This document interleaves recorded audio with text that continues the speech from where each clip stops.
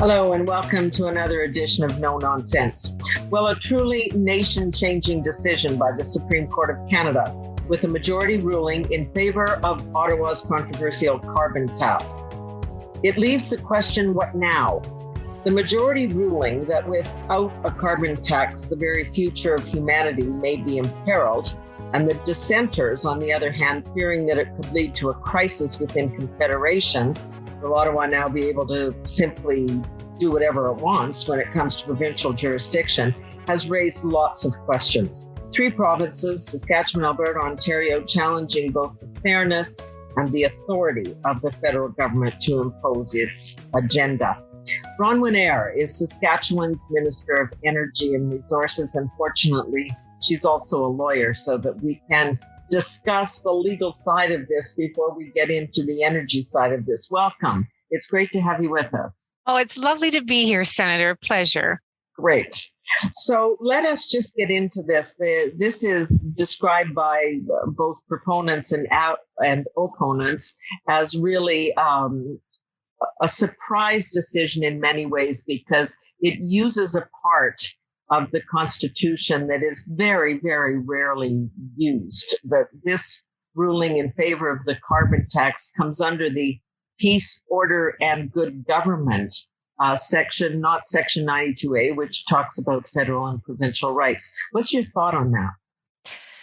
Well, I know, of course, they relied on the peace, order, and good government side of things, POG as it's known. Yes. And I always thought that the building of pipelines could be justified under POG as well as a national emergency. Certainly the collapse of the Western Canadian oil and gas sector could be described as an emergency situation, and one that's gone through enough certainly to qualify if that's the way you're going legally and interpretationally, under POG. It all comes down to legal and other ideology, doesn't it? I mean, you either say that it all comes down to Section 92A, and that provinces have the exclusive jurisdiction in relation to exploration, development, conservation, and management of non-renewable natural resources and forestry, or you don't. But the point is that this alters the division of powers.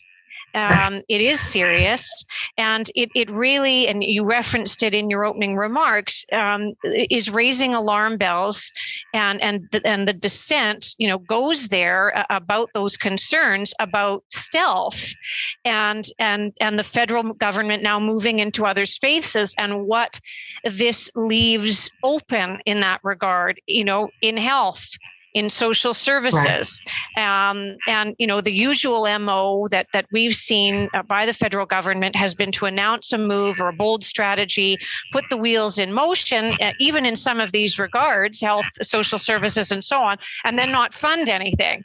So from a provincial perspective, that's very concerning, because they're very broad, bold moves, but it's always comes down to the very unsexy ramifications of cost, and this really is no different. I think the whole underpinning of POG, of course, was triggered by the emergency from that perspective.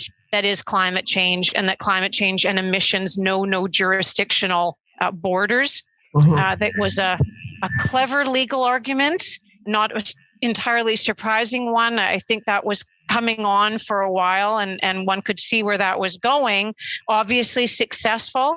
But of course, this is a tax, really, that hinders and affects all those powers laid out under that constitutional section of 92A. Which is why you think they went this route.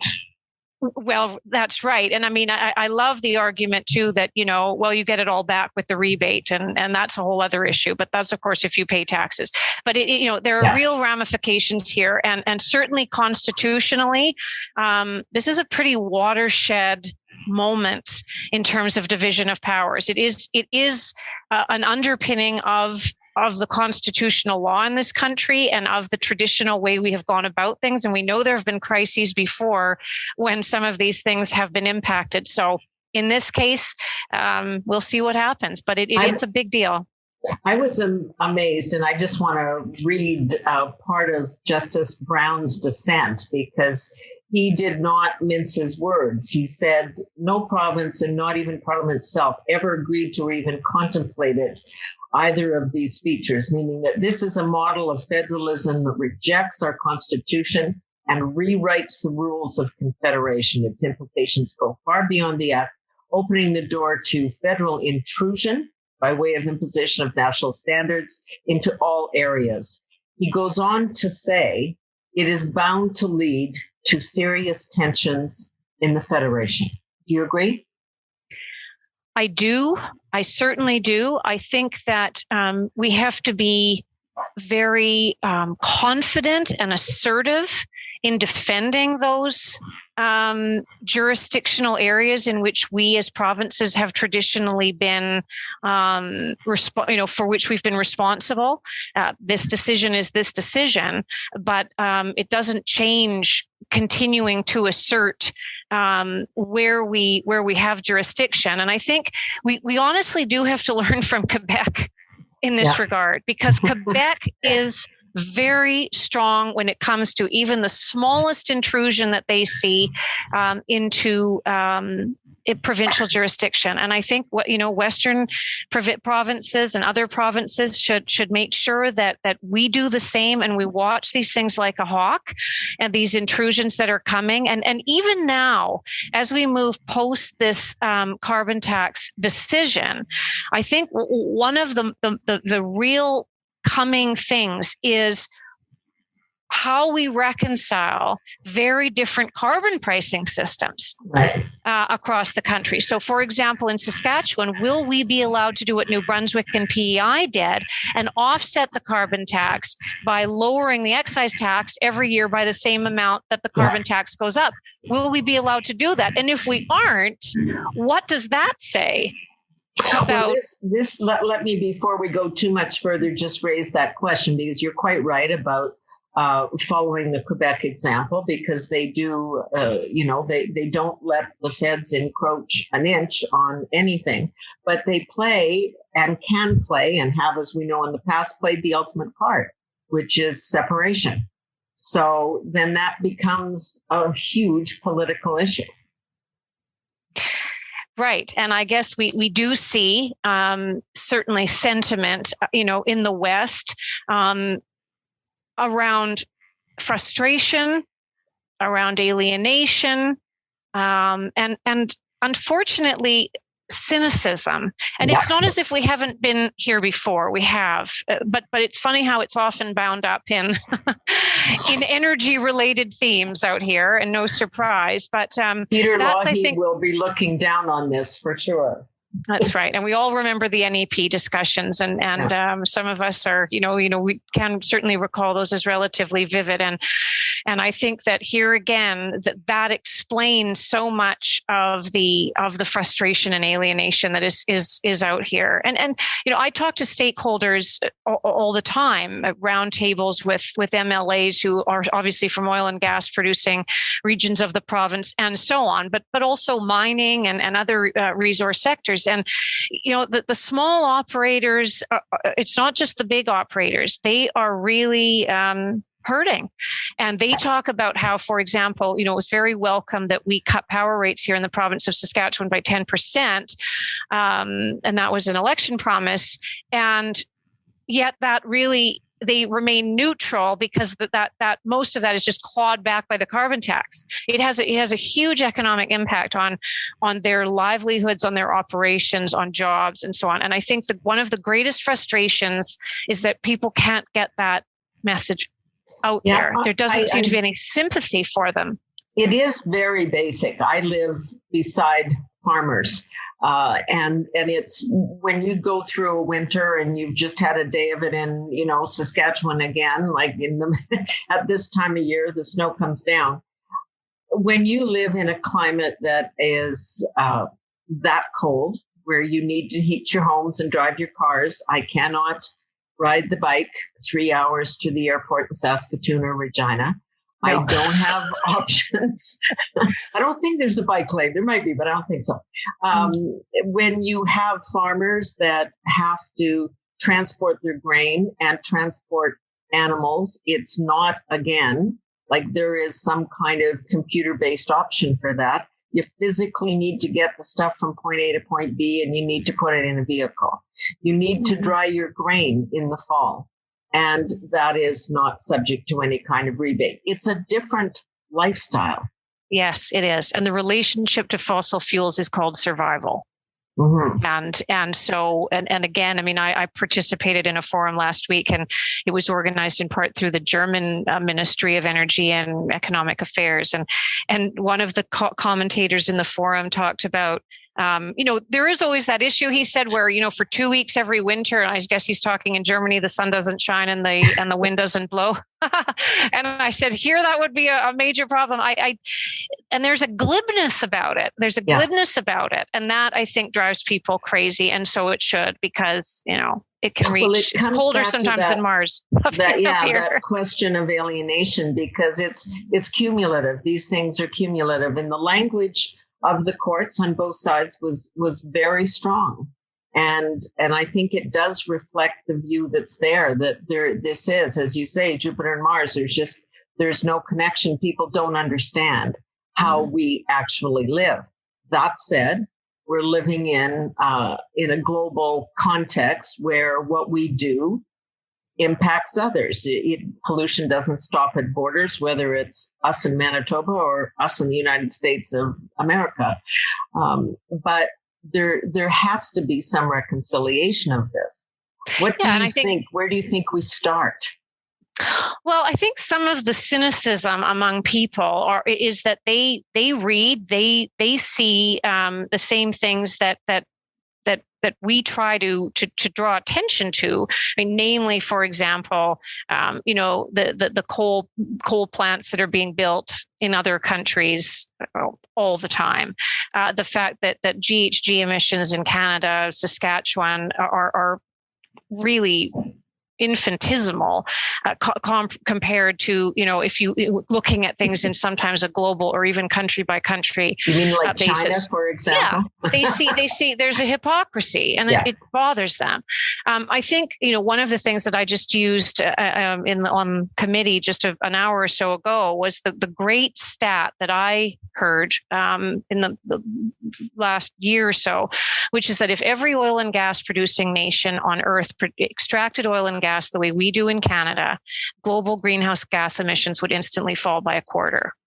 And that's what makes people cynical, because they know that the way they're being portrayed is that somehow they're part of this dirty sector. Right. And yet they also know that we're green innovation leaders and that no one could do it cleaner or better, whether it's potash extraction or oil and gas in Western Canada, or, out in Newfoundland for that matter. The point is that the conversation, as you know, around the supper table, which is how come it's okay to bring oil down the St. Lawrence from some of the dirtiest producers in the world, in Nigeria and Saudi Arabia and all the rest of it. And it's not okay to use what is your point is, which is relatively cleanly produced oil and gas. Yeah, absolutely. And it's sort of an inconvenient truth about that. And that's what's so unfortunate. Or that the Northern Gateway project, there was incredible First Nations buy-in, or that on the Enbridge Line 3 replacement project, thousands of communities were consulted with, including First Nations communities. And this is before Bill C-69 came in and told everybody what to do. A lot of this stuff just made sense to do because the sector changed, evolved organically too, and recognized that certain things, had to be done perhaps better, perhaps differently. And people know that in the sector, they know that. And yet somehow they continue to be portrayed in the way they are, and the sector is portrayed the way it is. And that's very frustrating. And I think that's a real subtext to the carbon tax legal decision. I think when we heard that in the debate around Bill 69, that somehow when this kind of operation is underway, that, women and children have to hide and be protected. We heard it from even the Prime Minister himself on that issue, that somehow this community is filled with what they call the rig pigs, and that it's not safe and it's dirty. Like it's hard to have the conversation with people who don't understand that those men they're talking about are brothers and husbands and uncles and dads and all that stuff. Absolutely. And, we have 30,000 in Saskatchewan who are employed indirectly or directly by the energy sector. They all have families and they don't appreciate characterizations such as that. Yeah. Okay. I want to talk a little bit now about what you can do. I mean, as the Premier said the other day, or others have, the resolution is now in the hands of the public. There is no appeal to the Supreme Court. It is the highest court in the land. So now you have to figure out what to do. And Saskatchewan does have to deal with this fact that we are one of the top 20 global GHG emitters. So we need to do something. And you talked about the New Brunswick system and whether we'd be allowed to do this. Saskatchewan has its own program. You call it Prairie Resilience. Tell us what you're going to try and do to meet the standard that has now been imposed, the standards. Right. Well, and as I said earlier, I think one of the things that we'll have to address is just this potential discrepancy between how different projects are treated, and we have to be very attentive to that, because if we're not, and there are offset systems that have been put in place by other provinces. If Saskatchewan can't do it, for example, is there a sort of favoritism at play? Are the rules of the game changing as we go along, and so on? I hope that it's not a political, strategic vote consideration. Certainly. In terms of what we can do, I think one of the frustrating things, and you hear it, of course, is that if it isn't a carbon tax, what are you doing? Well, I wish they would come up with a plan. Well, of course, there's been a lot of work done around heavy emitter output-based systems, which most operators desperately want into in Saskatchewan, because they don't want into the federal plan. Right. There's been a lot of work done around that. In the energy portfolio, a lot of work done around methane emissions, and that was one win, shall we say, because it is quite a big part of the Prairie Resilience Plan in Saskatchewan is the methane action plan. And we got equivalency for that by the federal government last fall. And we see it as a pretty big major vote of confidence in the whole plan. I mean, the Prairie Resilience Plan and also the methane plan. It's a very, it's not as prescriptive a plan as Alberta had in place under Notley. It's not as prescriptive a plan as the federal government was wanting to put in place, where you sort of go piece of equipment by piece of equipment.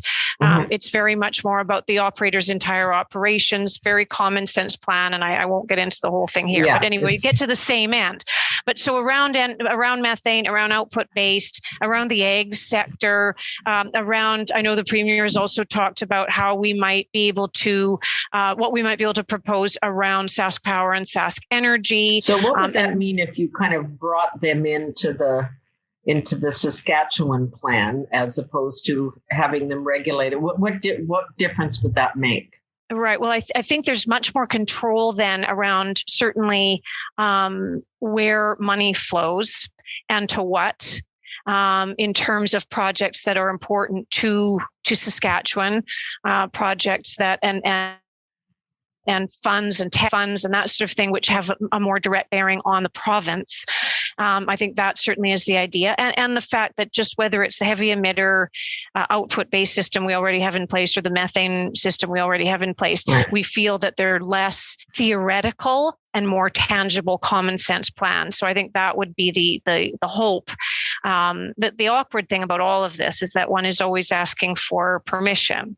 Well, that's what I was going to say. I mean, you do have to, it's not just, will you recognize what we're doing? You have to sign off kind of plan by plan industry. The feds have to allow Sask Power and Sask Energy to be part of the Saskatchewan plan and not the federal plan. And one of the things is, I'll say, Senator, too, that I mean, even in my experience around the methane file, one of the really frustrating things, and it's a really unsexy sounding thing, but it's lack of data sharing. So, for example, with methane, the federal government is basing a lot of making a lot of assumptions about our oil and gas sector on studies that have never actually analyzed the Saskatchewan geology. They weren't analyzing anything. They hadn't been out to Saskatchewan. So there are all these sort of theoretical models. And we see it the same thing playing out with the Clean Fuel Standard. There is a massive issue if we're going to try to work together to this end, this borderless, to address this borderless issue. And we must be really upfront about data and sharing data. We've asked for 3 years, Ottawa, to share some data on methane, and they won't share it. ECCC just won't. They'll share parts of it. I don't understand that. Why would that be? But what's the argument? We don't know. We don't know that they just have different models, different studies. And so we say, well, we're terribly alarmed that study is really misleading. And because really, to be perfectly cynical about it, it makes us look worse than we are. That's the upshot. And I hope that's not out of any other reason other than, I don't know. But let me ask about a couple of other specific things that I think part of the Prairie Resilience plan is that there would be greenhouse gas credits. You might be able to buy it from certain farmers or maybe part of the forestry sector or whatever, create our own carbon credit system within provincial borders. Is that doable? Is it realistic? Well, I think in the ag sector, certainly there is, and that's, very well documented and laid out too in Prairie Resilience, that's of course a major sink, something we hope to be able to leverage, much more going forward. The other one is carbon capture and storage. Mm-hmm. And again, we are leaders in it in Saskatchewan, of course, Boundary Dam and everything else. The one concern there's a lot of talk about carbon capture and storage. Now there's a lot of buzz about it. What worries me is that, Minister Wilkinson, for example, has explicitly said that, he's in favor of carbon capture and storage, but not in relation to enhanced oil recovery. And that's where basically you use CO2 to get more oil out of, so it's a sustainability issue. But because there's a connection to oil, they don't really like CCS in relation to EOR. So that's a problem for Saskatchewan because we have great things we can do around EOR, great partnerships I think that we can forge with Alberta in that northwest for them, northeast corner, around trunk lines and so on. So we just have to be, again, very, very attentive to leveraging what we do well and actually getting that on the radar in terms of offsets and everything else, credits and all of that conversation. Comes back to the larger conversation about timeline, which I have with friends regularly, which everybody agrees, and it's being led by people in the industry, that we're in a period of transition. It is going to be a different world in 25 years, but it's not going to be a different world tomorrow morning.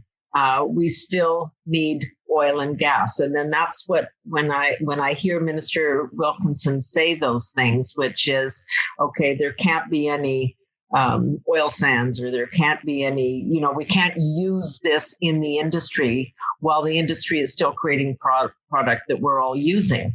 I get that over time. What does anybody believe the realistic window is here? Well, I mean, even looking long term, assuming the most aggressive climate change policies, global oil consumption is still going to be roughly 70 million barrels per day several decades from now. And I think you highlighted a really important thing. I hear about it all the time, and I hate, the first time I used the word, I almost felt like a traitor talking about transition. Yeah. But when you talk about transition, I think it's just so important, first of all, to always keep our eyes open and wide open about the cost of transition. And have those really show me the money conversations about cost. And always remember that every transition program or offset program or federal program, whatever it is paid for with taxpayers' money. And I think we have to be, very cautious about glib assumptions about oil and gas workers simply seamlessly making this transition to green energy, and that there isn't some socioeconomic cost to that and literal cost to that. There absolutely is. But I think we have to navigate this diversification, going greener, protecting the economy at the same time by, first of all, not turning our backs on the sector. And, they're too important. And to dovetail on, emerging sectors have to dovetail on traditional sectors and, or on the traditional sector. So for example, in Saskatchewan, helium, hydrogen, lithium. I mean, lithium is extracted out of brine in aging oil wells. Hydrogen, we have a project here in Saskatchewan, which is looking very promising. Helium, the North American helium plant by Battle Creek, looking very promising. And one of the things we've done is we've created incentives around R&D and infrastructure where government money follows, it doesn't lead. And it's based around transferable royalty credits, has been very popular in the sectors for that reason, because they're practical programs and you actually have to, it's sort of a show me the money type thing. I mean, we're not saying, but I mean, hydrogen, for example, is a fascinating one because the federal government has said they want a hydrogen strategy. They want to move to, a low carbon hydrogen economy. Yeah. And that's hundreds of billions of dollars.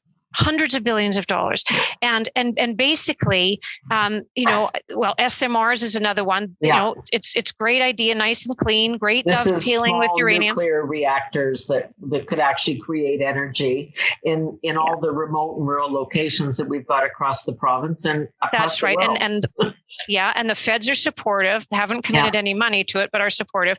There are issues with SMRs, of course. One is enrichment. That people maybe haven't quite got their head around in terms of some of the communications and other hurdles with that. And some of the pilot projects. And some of the pilot projects we've seen in the States have been very costly. But with some of these other areas, again, as long as we're very clear on the cost and as I say, with hydrogen, you basically now have, ironically, 98% of all hydrogen produced in high carbon intensity production. So that's in, industrial sites, oil refineries, and so on. And so to move away from that and go low carbon is a massive transition. And I when I participated in this German forum last week, Germany is putting out numbers around its hydrogen strategy, and they actually flashed on the screen. Well, they are eye-popping. And they are huge. And what we hear here, and I always find it troubling, and I know him well, but Seamus O'Regan saying, if it's got to do with wind or solar, the sky's the limit. There's no question about you'll get money and you'll get federal money. If it has to do with any of these things, it's kind of, as you say, they're supportive, but show me the money. Absolutely. And for, provinces such as Saskatchewan, we have to be shown the money around, especially in these areas of cooperation. And it's frustrating because, it's always critical. It's not always about that, but it is about, okay, so on an area such as SMRs, then if you've shown support for us as the federal government for it, and we have this intergovernmental thing going on with provinces and so on, show us the money. And show some commitment beyond that, and also show us the data on some of these other areas, such as methane. I mean, we've got to work together. They always talk about it, but let's actually do it if there are areas where we can work together. Yes. I want to ask a couple of things about the battles that are still underway, because you said at the beginning in our discussion about the legal ruling that, you could kind of turn the peace, order, and good government on its head in favor of pipelines. There are still obviously some court cases out there. One of the things that is coming, of course, is now dealing with the U.S. and some decisions that would be made there. So 2 or 3 things I want to touch on. Joe Biden, of course, saying when he was campaigning that it's, the end of the oil and gas sector is nigh. Again, no timeline on this. He is talking about making domestic polluters pay their full cost, but he also talked about putting carbon adjustment fees or quotas on carbon intensive goods that come from other countries that are failing to meet, their climate and environmental obligations. Again, China, that's coming out. So there are some other things, and then we'll get into line 5 in just a moment, but just talk to me a little bit about the Canada-US thing. Well, I think on that issue you just raised, I think that part of the dilemma that countries such as Canada have found themselves in, but now Canada and the US, I guess, if they go down these heavy carbon tax area, policy routes, is that then there's the carbon leakage, but they're doing it cheaper in China, or they're building, they're still relying on fossil fuels in India. Or can I just stop you for a second? Because I was having this discussion earlier today. Carbon leakage means lost jobs. It does not mean carbon is leaking. We'll officially call it job leakage then. But I mean, for example, even in the potash sector, I mean, it's an increasing problem that they will say, the famous ESG, environmental social governance. Look, we're doing everything we can. We're doing everything we can. We're doing this. We're doing this. We have to adhere to this. We have to pay the carbon tax now. We're doing all these things. And then Russia and Belarus have virtually, totally different standards, totally different approach, to which the federal government then, I think, is trying to signal, perhaps with President Biden, and I can't speak for them, but, we're actually going to look at that in terms of our trade agreements. We'll see. Can you start baking that in? But that is what they're addressing. Yeah, that other countries don't have the same ESG storage, the same ESG standards. Yeah. I think just on Keystone very quickly, it wasn't a terrible surprise. It was very disappointing though. But if you'd heard the last debate, really not a terrible surprise. And it was a campaign thing for President Biden, and pretty clearly laid out during his campaign as to which direction he was going. What's sort of tragic about the whole Keystone thing, though, is that, you can do absolutely everything right. I mean, let's talk about, within the ESG context even, right? I mean, you can have a net zero commitment by 2030, consult broadly and deeply with First Nations. You can have governor support down the line, union support down the line, and it just doesn't cut it. That's the world we live in now. So that's Keystone. It's very, and the presidential permit thing is very difficult, I think, to overcome. I certainly understand the efforts to try to have that overcome, but I just don't know if that, I hope it'll happen, but that's a difficult one. Not holding your breath on that one. Yeah. I guess the contrast is, and again, these are conversations that make so much sense at home, and people look at you blankly in the nation's capital and other places, which is, how come Ottawa has now decided that Line 5 is such an important issue? And the cynic in me and in other people is, because it affects the delivery of energy to them, to Central Canada. And I don't like talking like this, but there's just so much evidence. Mm-hmm, mm-hmm. Well, it is an interesting one. I was assured months ago, there were sort of rumblings around Enbridge Line 5. Partly because of Governor Whitmer's comments around it, right, where she was pretty, signaling pretty strongly. And I was assured, look, this is infrastructure in the ground. This isn't going to happen. It's there. But of course, here we go. Here we are. And, it's a really serious issue. And I think a couple of things that people don't understand. I had someone ask me, well, why is it so important to Saskatchewan? Of course, it's important to Saskatchewan with Enbridge Line 5 and the West because, so much oil is transported down that main line. So the main line goes from Hardisty, Alberta, as you know, down through Saskatchewan, over the border, Wisconsin, and there joins Line 5, and then from Line 5 into Line 9 into Quebec. And so absolutely it benefits them. Absolutely it benefits Michigan too, of course, and states around Michigan. But there's a huge tie into Saskatchewan because really it's our only egress pipeline, major egress pipeline left because of the 70% transport down the line for us. And also the fact we have terminals in Saskatchewan. And I think it's 3 out of 4 of our oil and gas regions, rely on it exclusively. So it's very, very important. As to the cynic in you, let's hope whatever reality is at play is enough to convince, on the diplomatic front. It's a legal challenge. It's in mediation. Governor Whitmer has said that thing will be shut down by, I think it's May 12th. So I hope for mediation. I think that, there are a couple things with that. One is that the Transit Treaty of 1977, and it's pretty definitive. If you read the Transit Treaty terms, it was apparently put into place to transport Alaskan oil down through through Canada to the U.S. And it's basically thou shalt not do anything to affect this flow. Mess around with this.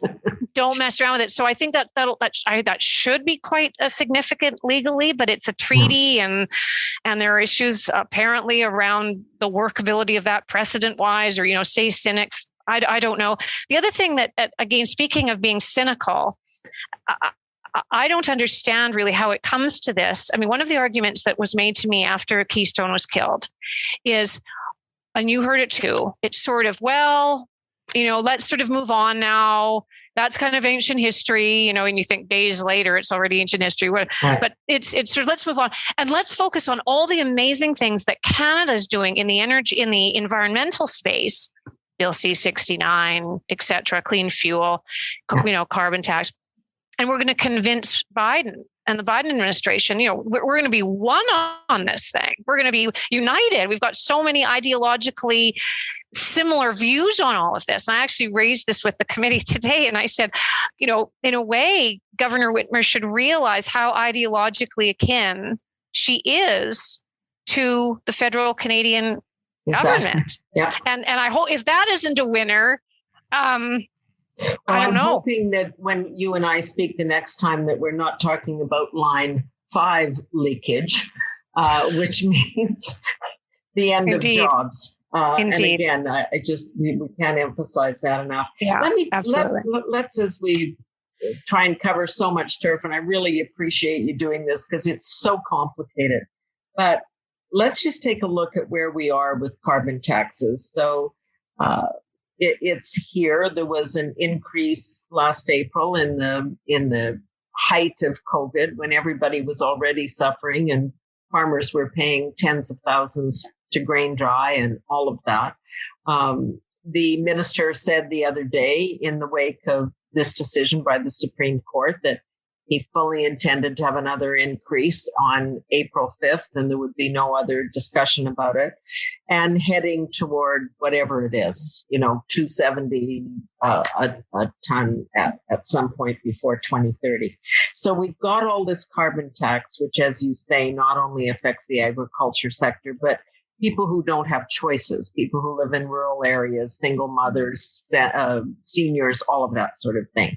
We then have all this discussion about the clean fuel standard, which is, I guess you could say kind of a frontal attack on the use of natural gas. That's also very big in the West, the use of that. And then you have the already existing fuel taxes that are supposed to be paying for roads and highways and stuff. This is a lot of taxation on the citizens of provinces, areas that produce traditional energy. Yeah, and it's the definition, it seems to me, of stacking. Yeah. With the clean fuel thing again, nice name, but as you say, another disaster in the works. And one of the things about the clean fuel standard, there are a few. You mentioned Minister Wilkinson and his talk about, this is what's going to happen with the carbon tax. He's been very clear. He hasn't minced words about the clean fuel standard either, that there's going to be an impact. And so by the federal government's own estimates, that fuel standard will lead to an increase in gas costs of up to 11 cents per liter, diesel costs of up to 13 cents more by 2030. And the impact of all of these things on people is not insignificant. And in a way, I was just thinking back to the Liberal leadership convention back when Stéphane Dion was running. Remember on the green tax or whatever it was called then. And I was pondering how at the time punditry was saying, well, you can't survive when you put forward all these taxes that affect people's ordinary lives. You just can't. And where are we now? Yeah. And where are we now? And where are all the voices about all the impacts on ordinary people? It's almost sort of, it's seen as somehow not really real or abstract, this talk about heating, the impact to heat your home, gas your vehicle, and so what's up with the contempt about the impact of those things and huge increases on those things on people's ordinary lives? I just don't understand it. I think that's the problem, because there used to be more of that debate, which is, yes, the cost of this is going to be expensive, and we have to think about what it means for our farmers or for people who have to drive the car. I get this conversation all the time, which people saying to me, well, why don't you get an electric car? It would be so much cheaper if you did. Well, I don't know. There's no charging station for 3 hours between where I live and the airport. So that's the first thing. And if you land up in a ditch in the middle of winter in Saskatchewan, you don't want the car to shut off automatically to save fuel. You want to burn through your tank so that you're still alive in a couple of hours when somebody comes to get you, if you have cell service, so that you can call them. That's a separate issue, which we won't discuss. But we somehow still are in that world, yet there is no tolerance for that reality. It's just a reality. It's not, I'm not being a Luddite or just saying I refuse to do this. I just can't do it right now. Yeah, and the terrible thing is the hypocrisy that's enmeshed with that, which is so bad for unity and everything else. That, if you're talking about the cars, the automotive sector or other sectors in other areas, even LNG. It's a little bit different. It's a little bit of a different conversation than somehow it is about the energy sector. And I just don't and people who live here and depend on it explicitly and make, are unabashed about that. And it's very, again, interesting things that one hears, on one's travels. And of course, we're all aware that, in terms of GHG emissions, they've plummeted in the US in recent years because of the rise in use of gas, LNG, and so on. And so that gets into that whole thing with enhanced oil recovery again. So CCS good, but EOR not good. GHG emissions low, but not through gas. I use the stat all the time that, global greenhouse gas emissions would actually fall by 1/4 if every oil and gas producing nation on Earth extracted it the way we do here in Canada. And if we did, it would be. So again, how do we get to the ends we say we want to actually get to? Well, okay, let's try and end on that, because you and I speak the same language because we come from the same place. But it doesn't help me to have this very conversation. And I'm sure when many of the folks that live in Ottawa or Toronto or even Vancouver listen to this, they're going to say, these people are they're caught in a time warp. We have to move on with this. As the Supreme Court itself said, the end of the world is nigh if we don't move on this as soon as possible. Except we're being so terribly selective, of course, in terms of, as I say, how we get there, and very unhelpfully practical about how we get there. At least if we could say, look, I know that for you, in Saskatchewan, you're sort of trying around, that carbon capture and storage side of things. Or if you just said, we know already that there have been miraculous remediations done, in the oil sands area. Right. Or look at the brand. They're always talking about the brand. What is our brand? Well, it's amazing on the ESG front. And even, on this committee this afternoon on Enbridge Line 5, it's always sort of the message, well, let's not get political and ideological on that, because on this we all agree. Well, I guess we do, except that the root cause remains the same. The root cause is around pipelines. The root cause is around how we see pipelines, and they have become the fight. They've become a great rallying cry for the fight on the CO2 file, even though they're completely neutral, carbon neutral as transporters of this thing. So and so on. I find it so unhelpful and so truly uncollegial. If we're trying to achieve some kind of national unity here around some of these discussions, it's wild. And when you try to not be, and you try to actually work together, and as I say, around, for example, an area as prosaic maybe as methane, can't even get the data. So how do we go forward? And I think we have forgotten about real debate. I think that's a huge problem. And I think we actually don't really like talking about workers very much. Especially certain kinds of workers or certain kinds of producers who rely on certain things such as grain dryers. I just don't understand it. I think it's very, very sad to explain, because I mean, it's so straightforward, but people don't understand why you dry grain and why it costs so much money, and therefore there's no rebate for it in the existing carbon tax at this point. Who are your allies, Minister? I mean, we've had discussions on this podcast with new, young Native leaders, Aboriginal leaders who want a piece of this action. They too are concerned about the environment, but balance that with the economy and the desire to have jobs and work and to share the land, if you will. Are they an ally on this battle? Well, I really think they are. And last year, pre-COVID, I was at the National Coalition of Chiefs conference in Calgary on, I think the name of the conference was, reducing on-reserve poverty through the energy sector strengths or something. And I thought that said a lot. There was a room of 1,000 people, at least, talking about all the will that was out there to become involved and engaged in the energy sector, and some of the great success stories. And one of them was, the Enbridge Line 3 replacement project, which, as I say, was done before Bill C-69. And Enbridge did all the consultations necessary just because it made sense and involved those communities. And so they spoke to that. They spoke about it as a great success. I think they are allies. They want to be involved in so many of these projects. I think the tragic thing, again, is the